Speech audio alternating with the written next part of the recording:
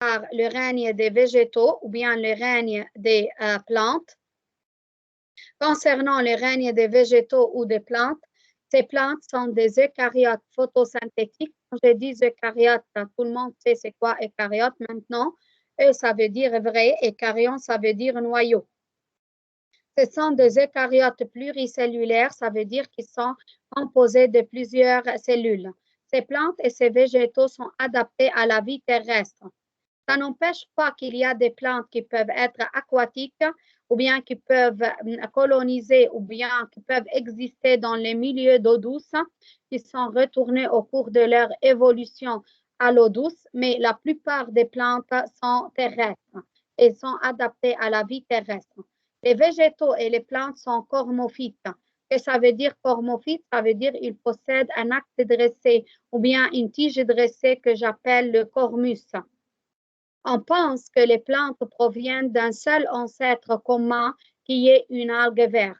Si vous vous souvenez, إذا بتتذكروا لما حكيت أنا عن الألغ verte, قلت إنه الألغ verte elle possède أو les algues vertes, les chlorophytes possèdent des parois cellulosiques comme les plantes.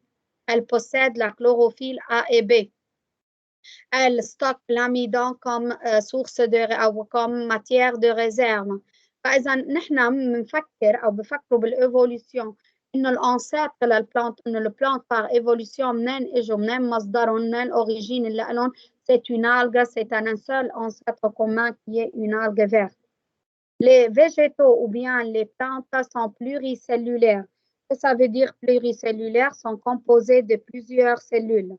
Et ces cellules vont se différencier en d'autres tissus ou bien vont donner des tissus et les tissus vont aussi se différencier en organes. Et les cellules des végétaux contiennent des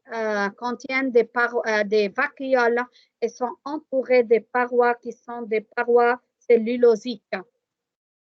Donc, comme j'ai déjà dit, comme ils sont pluricellulaires, les différents types de cellules de la plante vont être groupés en tissus et les tissus eux-mêmes vont être groupés en organes. Donc, comme j'ai déjà dit, concernant l'habitat de ces plantes, la plupart de ces plantes, ou bien presque toutes les plantes, vivent sur Terre, sont terrestres.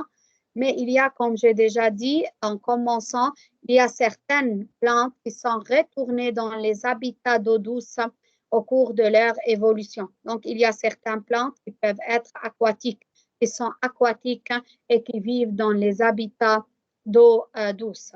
Les plantes, comme elles sont photosynthétiques, donc elles sont autotrophes. Que ça veut dire autotrophe? Ça veut dire elles fixent, elles utilisent le dioxyde de carbone comme source de carbone. Et elles sont photosynthétiques, elles se nourrissent par photosynthèse parce qu'elles sont capables de convertir l'énergie lumineuse en une énergie chimique. À la fin de la photosynthèse, il y a production de la matière organique sous forme de glucides. Et ces glucides vont être stockés sous forme d'amidon dans les chloroplastes ou bien les autres plastes de ces végétaux. Les végétaux, comme j'ai déjà dit, comme les algues vertes, possèdent la chlorophylle A et B. Ils possèdent des pigments accessoires comme les caroténoïdes et comme tous les autres organismes photosynthétiques, ils possèdent deux photosystèmes, le photosystème 1 et le photosystème 2. On va parler de ces deux photosystèmes en détail dans le chapitre 6, qui est le dernier chapitre dans ce cours et qui est la photosynthèse. En fait, comme j'ai déjà dit, ces plantes vont coloniser ou colonisent le milieu terrestre. Qu'est-ce que ça veut dire colonise? Ça veut dire existe en un grand nombre dans le milieu terrestre. Et cette colonisation s'est accompagnée de la différenciation des structures spécialisées. Pour la photosynthèse, c'est les structures spécialisées pour la photosynthèse sont les feuilles.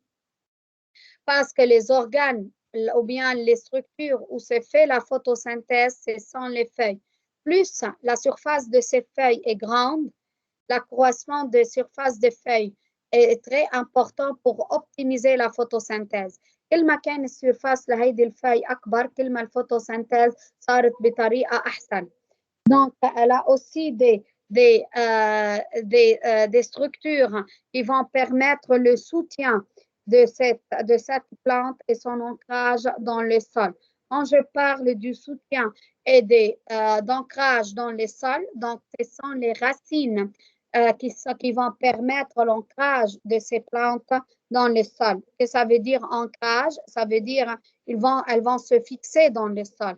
Et ces racines vont permettre le soutien de ces plantes. Et aussi, il y a les tiges qui sont des structures spécialisées qui vont permettre le soutien de ces plantes. Parce que les tiges, on va voir là tout de suite que ces tiges portent des feuilles, portent des bourgeons et aussi portent des vaisseaux conducteurs.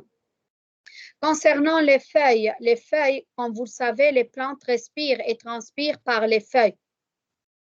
Pour que ces plantes puissent respirer et transpirer, ces feuilles possèdent au niveau de leur épiderme, la plupart des fois, elles possèdent des pores à contrôle qui sont contrôlés, à échange contrôlé et qui sont les stomates.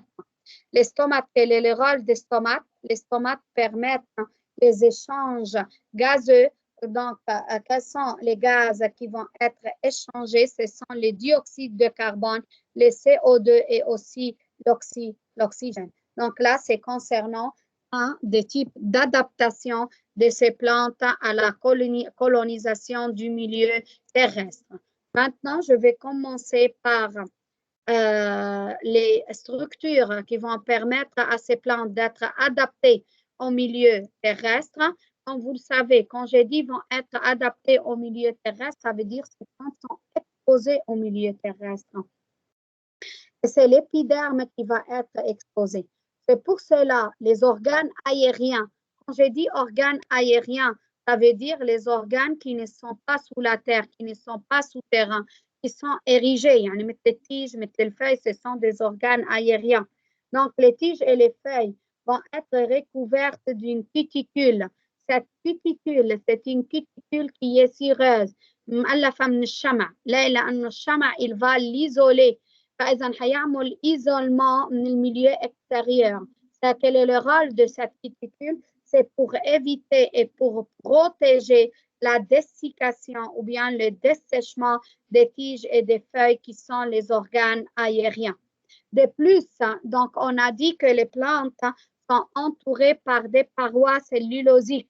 On a dit que la cellulose va conférer une rigidité à ces plantes, mais en plus de ces parois cellulosiques vont être imprégnées par les lignines. قلت لكم هودي الليجنين تشوفون بالhistologie végétale والرôle اللي لهم c'est pour donner une rigidité qui va permettre le soutien de ces organes aériens. Et le port érigé, quand j'ai dit port érigé, je suis un port érigé, vous voyez ici, c'est la tige, donc là c'est le port érigé. كل شيء موجود عندنا فوق الأرض et qui va porter, donc ça ce que j'appelle le port érigé. Érigé, نعمل érection طلع فوق الأرض منه تحت الأرض. Et aussi, on a ce que, si vous vous souvenez, quand on a commencé par l'introduction, je vous ai parlé des plantes vasculaires et des plantes invasculaires, ou non vasculaires. Les plantes invasculaires ne possèdent pas de tissus conducteurs ou bien des tissus vasculaires qui sont les xylèmes et les phloèmes. Ici, bien sûr, les plantes qui sont vasculaires, l'existence du xylème et du phloème vont permettre une absorption améliorée ou bien les transports améliorés des matières vitales qui sont l'eau et les sels minéraux depuis les racines jusqu'aux parties chlorophylliennes qui sont les feuilles. Et il y a le phloème qui va permettre le transport de la matière organique des parties chlorophylliennes vers les parties non chlorophylliennes de la plante. Maintenant, je vais commencer par les racines. Quel est le rôle des racines? Les racines améliorent la fixation au sol. C'est par les racines que cette plante va faire l'ancrage ou bien l'ancrage au sol se fait grâce aux racines. Et aussi l'absorption de l'eau et de la nutrition minérale va se faire au niveau des racines. Et après, à partir de ces racines, cette eau et ces sels minéraux vont être conduits par les vaisseaux conducteurs, vont passer par la tige et à partir de la tige vont passer aux limbes des feuilles. Les feuilles sont le lieu de la photosynthèse. Donc, en même temps, comme j'ai déjà dit que les plantes sont adaptées à la vie sur Terre, par la suite, les appareils reproducteurs, les cellules reproductrices, les embryons et les spores, il faut qu'ils soient protégés par des assises des cellules stériles.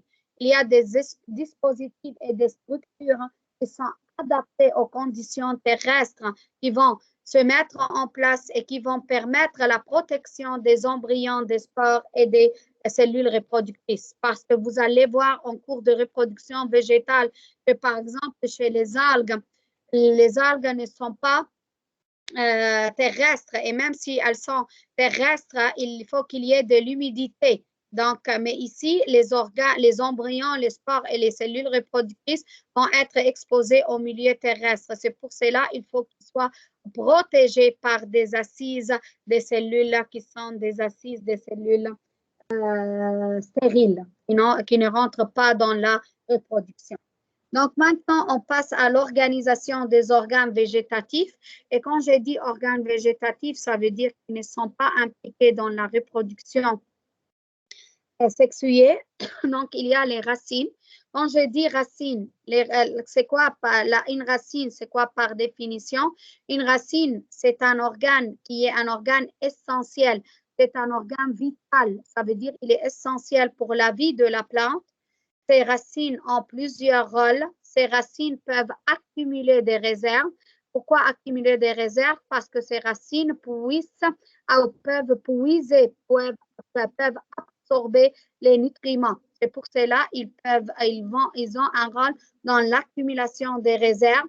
Ces racines, comme on l'a déjà vu, sont utilisées comme support d'association symbiotique parce que les mycorhizes, par définition, ce sont des associations symbiotiques entre les champignons d'une part et les racines des plantes vasculaires d'autre part. Donc là, c'est ce que j'appelle les mycorhizes. Mais aussi, on a vu encore qu'il y a des associations symbiotiques entre certaines bactéries, donc les bactéries qui sont capables de fixer l'azote et aussi les racines de certaines plantes.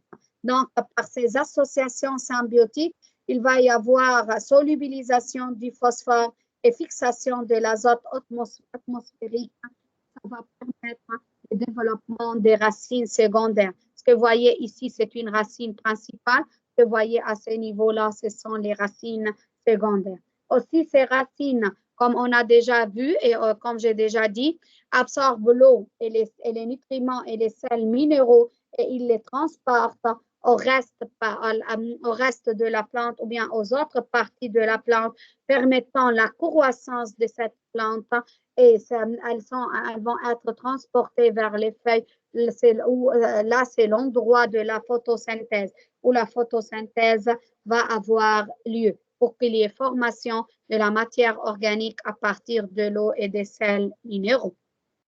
Maintenant, je passe aux différents types des racines. On parle des racines pivotantes. Là, c'est une racine pivotante. Elle est formée par une racine principale qui est dominante et des racines latérales ou bien des racines secondaires qui ne sont pas dominantes. Donc là, c'est la racine principale.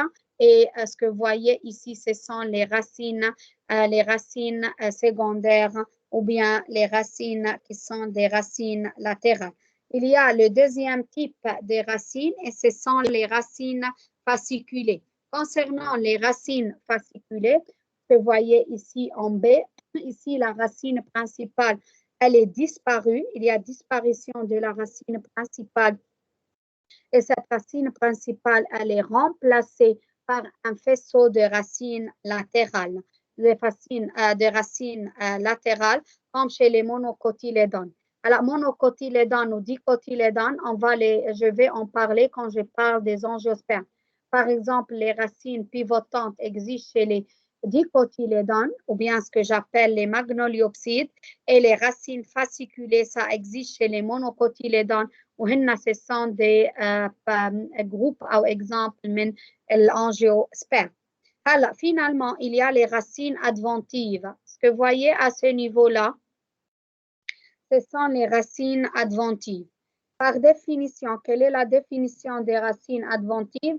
Ce sont des racines qui prennent naissance sur une tige, ou bien sur une tige aérienne, ou bien sur une tige souterraine, comme par exemple chez les ptéridophytes. Je vais parler en détail, en détail des ptéridophytes. Je vais parler des monocotylédones, des dicotylédones. Donc, on va voir tout ça en détail dans ce chapitre, dans la séance prochaine, durant la prochaine période. Maintenant, on a parlé des racines. Maintenant, je passe à la tige. Donc, comme on a déjà vu, la tige, pour la plupart des fois, bien sûr, il y a des tiges souterraines. Par exemple, les fougères qui sont des ptéridophytes sont vivaces par des tiges souterraines. La plupart des tiges sont des parties aériennes de la plante. Et quand je dis des parties aériennes, des parties n'existent pas sous la terre, ce sont des parties aériennes de la plante. La tige, comme j'ai déjà dit avant, c'est un élément de soutien. Pourquoi? Parce que cette tige porte les branches. Là, ce que vous voyez ici, c'est une branche. Parce que cette tige, elle porte des bourgeons.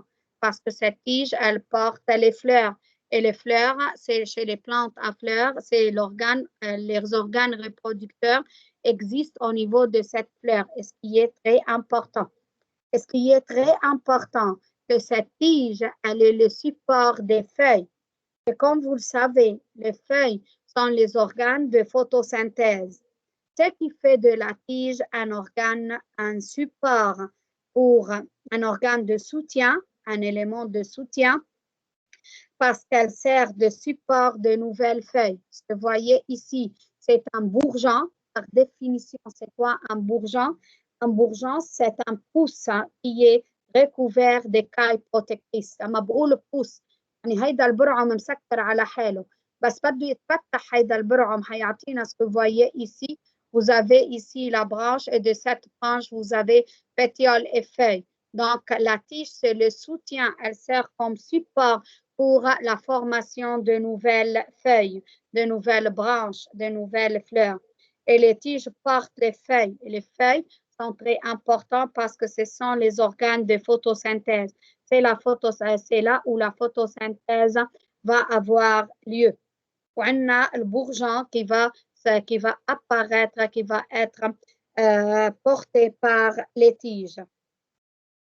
فإذا هيدي التيج aussi, comme j'ai déjà dit avant, مثل ما قلت الرacine, elle va puiser, ou les racines vont puiser l'eau et les nutriments et les sels minéraux. Par contre, cette eau et ces sels minéraux vont passer à travers la tige, là où il y a les tissus conducteurs ou les tissus vasculaires.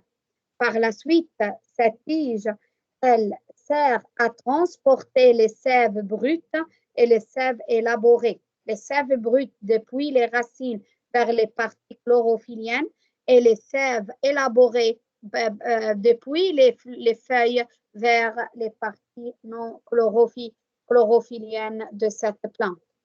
Aussi, comme les racines, on a dit que les racines peuvent stocker la nourriture, les tiges aussi peuvent stocker et transporter la nourriture, les minéraux et l'eau à travers les xylèmes et les phloèmes. Et ces xylèmes et phloèmes, l'exilème par exemple qui transporte l'eau et les sels minéraux, il est très important pour que la photosynthèse puisse se faire. Et par la suite, cette tige, elle participe à la croissance de la plante entière. Donc, à cette tige aussi, ce que vous voyez là, cette tige possède des nœuds. C'est quoi un nœud? Un nœud, c'est le lieu d'insertion, le point d'attache des feuilles. فإذا محل ما الفeuille بدها تعمل point d'attache, ça s'appelle nœud. Entre deux nœuds, c'est un nœud, c'est un autre nœud. Entre ces deux nœuds, il y a un segment que j'appelle entre-nœud. Des segments qui sont les entre-nœuds, donc et ça existe aussi au niveau des tiges. Voilà. Ici, ce que vous voyez là, c'est un bourgeon que j'appelle un bourgeon axillaire. Ce bourgeon axillaire, il se forme à l'insertion entre la feuille, entre l'insertion d'une feuille et la tige. Donc, ici, c'est le point d'insertion de la feuille qui est, donc, ça va s'insérer à ce niveau-là. Et entre la tige et le point d'insertion de la feuille, il y a ce bourgeon axillaire. Il y a d'autres types de bourgeons, comme le bourgeon terminal, qui ne se forme pas ou qui n'existe pas entre la tige et les points d'insertion qui existent à l'extrémité. Quelle est la différence entre une tige et une racine? Une racine ne porte pas de bourgeon, une racine ne porte pas de nœud, une racine ne porte pas de feuilles. Par contre, la tige, elle porte des nœuds, les nœuds sont présents sur la tige, les bourgeons s'insèrent aussi au niveau de la tige, les feuilles sont portées par la tige. Donc là, c'est concernant la tige et l'importance des tiges. Maintenant, je passe aux feuilles. En fait, comme j'ai déjà mentionné avant, les feuilles, la plante transpire et respire grâce aux feuilles et elle se nourrit grâce à l'existence de ces feuilles. Akid, bien sûr, mais à l'existence de ces feuilles qu'elles se nourrissent parce qu'il y a les racines, comme on a parlé, et la tige qui contribuent à la croissance et à la nourriture de cette plante. Mais les feuilles sont très importantes parce qu'elles sont les lieux de photosynthèse.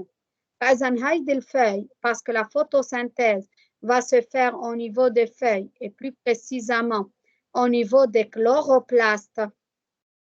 Donc, ces feuilles vont convertir, la conversion de l'énergie lumineuse en une énergie chimique va se faire au niveau des feuilles. Donc, ces feuilles vont absorber l'énergie solaire, vont fixer le gaz carbonique, le dioxyde de carbone, et par la photosynthèse, elles vont transformer ces CO2 et l'énergie solaire en une énergie chimique, en glucides, ça veut dire en nourriture. Il y a comme les racines et les tiges qui peuvent stocker la nourriture, aussi les feuilles peuvent stocker la nourriture et elles peuvent stocker aussi l'eau. Et par la suite, par le stockage de la nourriture et de l'eau, elles vont apporter un soutien. Et il faut que vous sachiez que les feuilles, ou bien les racines, ou bien les tiges, parce qu'elles sont bourrées de nourriture et peuvent stocker les nourritures, elles peuvent être, ces appareils ou ces organes végétatifs peuvent être utilisés dans la reproduction végétative ou bien ce que j'appelle la multiplication végétative ou la multiplication asexuée et vous allez voir tout ça dans les derniers chapitres du cours de reproduction végétale. فإذا أنا فيني أقطع هيدي الفeuille elle est bourrée de réserves, elle stocke de nourriture et à partir de cette feuille, je peux obtenir ou bien il va y avoir formation d'une nouvelle plante. Et ainsi de suite, c'est la même chose concernant les tiges et les racines. En fait, maintenant, concernant la structure de la feuille est formée, comme vous pouvez le voir ici, d'une partie aplatie que j'appelle le limbe. La surface, le limbe, plus il est grand, plus cette surface, plus elle est grande, et plus la photosynthèse, elle est plus optimisée. Et aussi, ce limbe, il est rattaché à la tige par cette partie que j'appelle le pétiole. Or, à l'intérieur de cette feuille, comme j'ai déjà dit avant, il y a une nervure médiane et des nervures latérales ou bien secondaires. Donc, ces nervures parcourent les limbes. Ils vont participer à la conduction de la sève, ou sève brute, ou sève élaborée. Quelle est l'origine de ces nervures? Qui forment ces nervures? Ce sont les tissus vasculaires ou bien les tissus conducteurs qui forment ces nervures. Donc là, c'est concernant la structure de la feuille. Donc, la semaine prochaine, je vais commencer par la classification des végétaux, mais avant de parler de la classification des végétaux, il y a juste une remarque, il faut que vous sachiez que concernant la reproduction des plantes, ou bien la reproduction chez les plantes, cette reproduction ou les cycles, c'est un cycle digénétique. Quand je dis digénétique, ça veut dire qu'il va y avoir alternance entre deux générations.